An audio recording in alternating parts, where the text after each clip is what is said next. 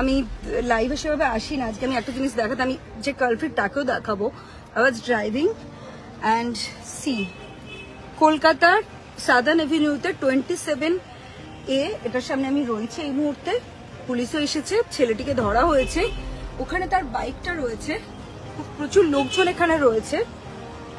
এবং কলকাতা শহরে আজকে আমি এই কারণেই এলাম লাইভে, আমরা এত কিছু প্রোটেস্ট করছি, এত কিছু চলছে, তার মধ্যেও একটি মেয়ের মিনিমাম নিরাপত্তা বোধহয় আজকের ডেটে আমাদের এখানে নেই। এবং আমি সেই কারণেই এলাম। বাইকটা আমার গাড়িতে যাদের ওর টাচ হয়েছে হওয়াতে ও এসে আমাকে, আই ওয়াজ ড্রাইভিং, আমাকে এসে নক করে, আমি একটু কাঁচ নামাই এবং আমাকে বলে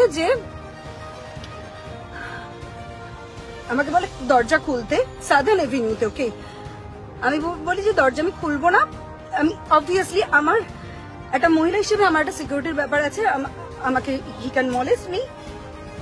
তারপরে সাদার্ন এভিনিউতে, ইউ সি সাদার্ন এভিনিউতে এসে ঘুষি মেরে আমার গাড়ির কাঁচ ভেঙে দেয় এবং আমি এখান থেকে উঠতে পারছি না। পুলিশ এসেছে, পুলিশরা আমাকে এখান থেকে রেস্কিউ করবে, বিকজ আমার পুরো সব জায়গায় কাঁচ হয়ে রয়েছে। আমি এখান থেকে বেরোতে আমার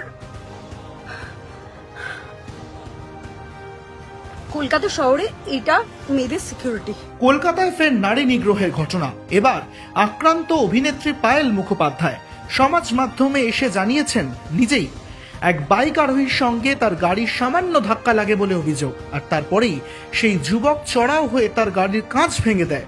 ঘুষি মেরে পায়েলের গাড়ির কাঁচ ভেঙে দেওয়ার অভিযোগ।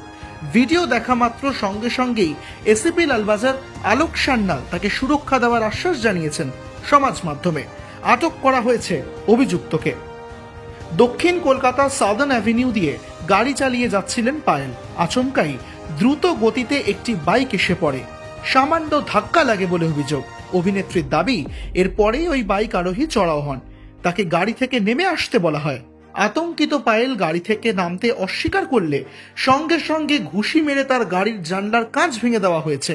ভেঙেছেন সেই যুবক বলেই অভিযোগ করেছেন তিনি।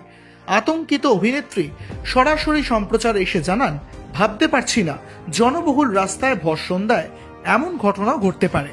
একই সঙ্গে এই প্রসঙ্গে এসিপি লালবাজার জানিয়েছেন তিনি পায়েলকে টালিগঞ্জ থানায় যাওয়ার কথা বলেছেন, ওখানেই তার লিখিত অভিযোগ নেওয়া হয়েছে আর তার ভিত্তিতেই গ্রেফতার করা হয়েছে অভিযুক্তকে।